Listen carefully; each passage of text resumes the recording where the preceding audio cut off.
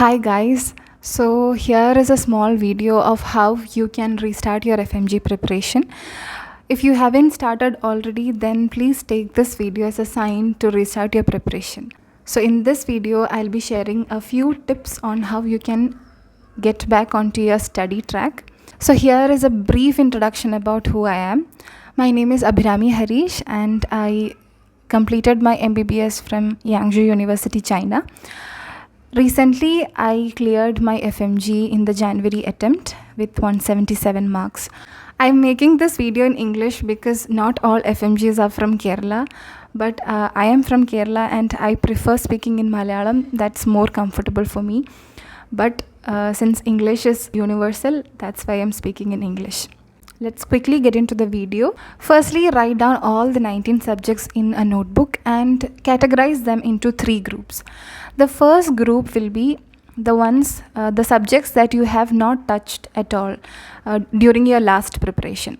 If you haven't touched any subject, like for example, in my case, at least 5 to 6 subjects were untouched before I did my second attempt.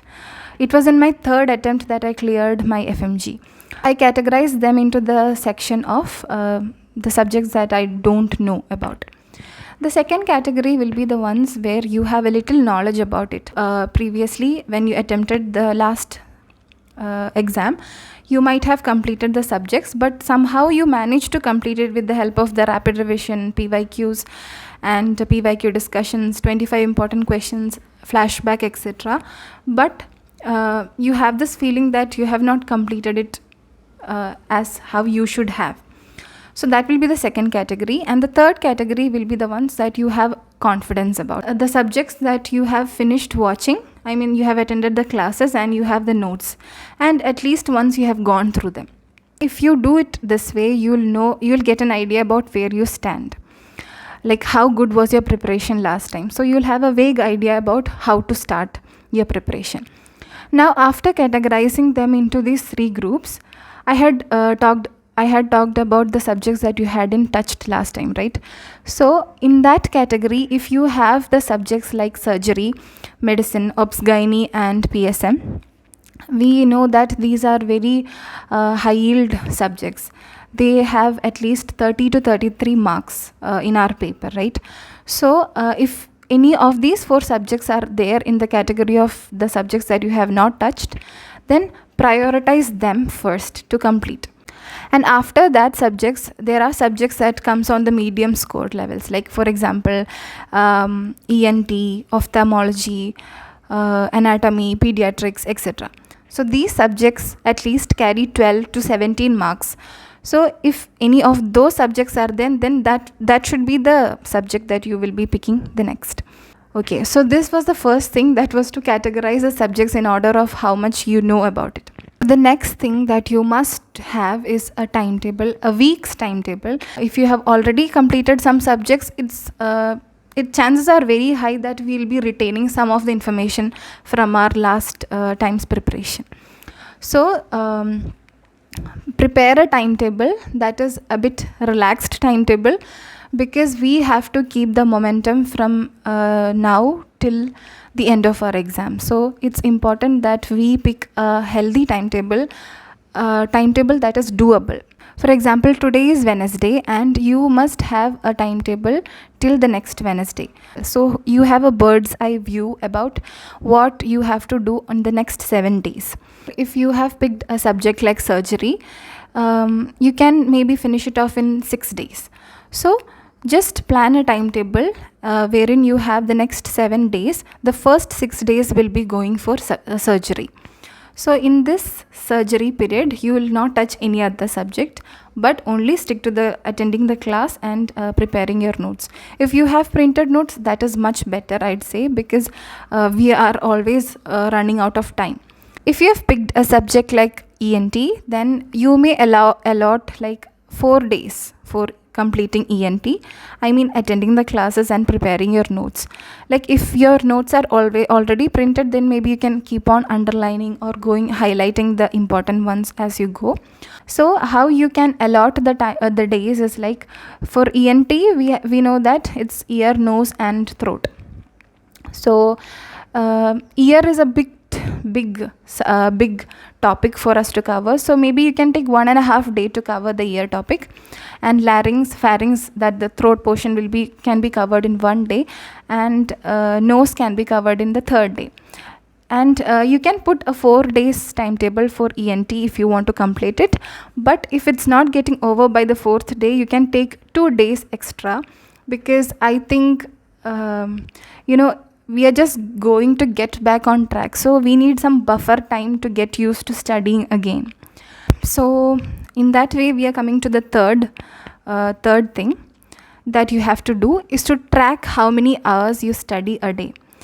For me, initially I was very lazy to do that, but when I did it, I feel it has become the most productive days. The moment you sit down on your table to study, please switch on the timer in order to track how many hours you spend a day in studying. Whenever I sat to study, I used to study from morning till night, and that used to give me a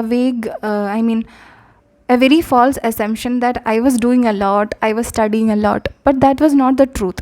When I actually sat down and switched on my timer and measured how much I studied a day, it was not even 2 hours, and I felt so pathetic about myself at that time.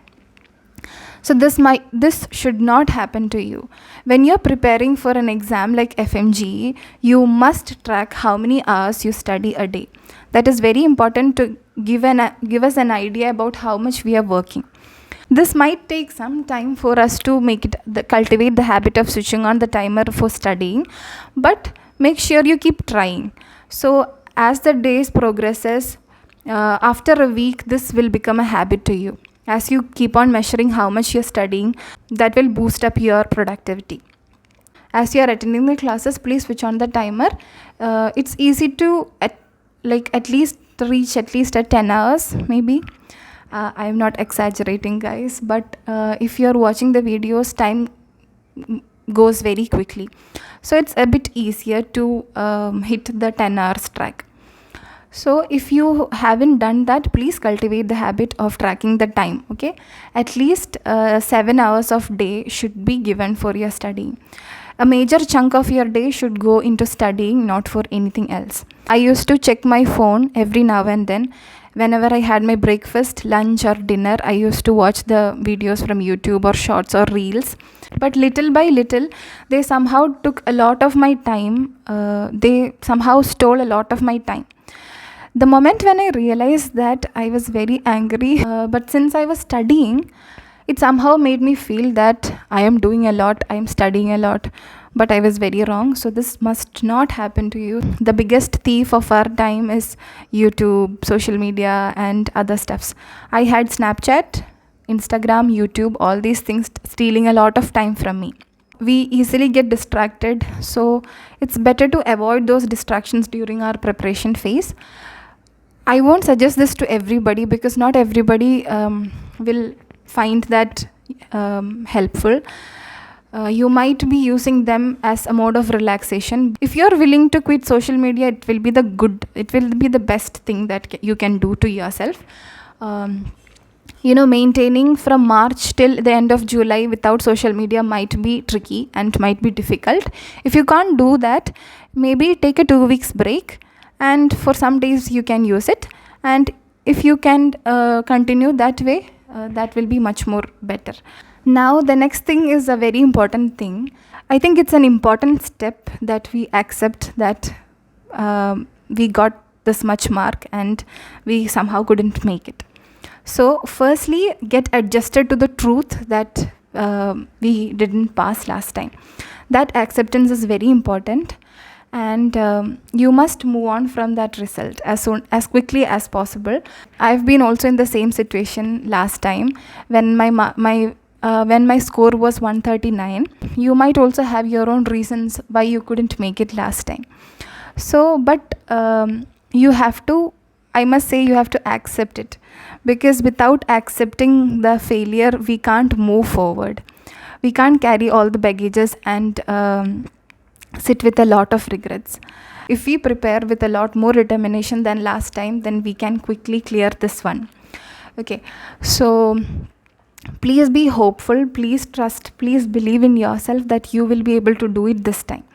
uh, don't keep on doubting yourself. I know this period is really tricky. This is the most vulnerable period of your life. You will be going through a lot of self doubt, and there will be times where we will be questioning our own self worth. But stick to your faith that you will be able to do it this time. So that element is really important. Yeah. And also one more thing, please, as you start preparing for the exam, manifest the score that you wish to have. In my case, it was 182 marks that I wanted to achieve. 182 was the score that I manifested because I was an average student, and that was the caliber that I had. So if you can manifest much more marks, like 200 plus marks, or depending on the caliber that you believe you have, you can manifest your score. Write it down in a book, and book or on your study table. It is really important to work with that goal in your mind, to get, to pass the exam. I might come up with a new video of how to make a timetable for FMG preparation. These all were the things that I did to restart my preparation journey. Please get back onto your study track, because it's already March. We don't have enough time. Sooner or later, we'll be in July. The next 4 months are going to be golden. I hope this video might be of some use to you.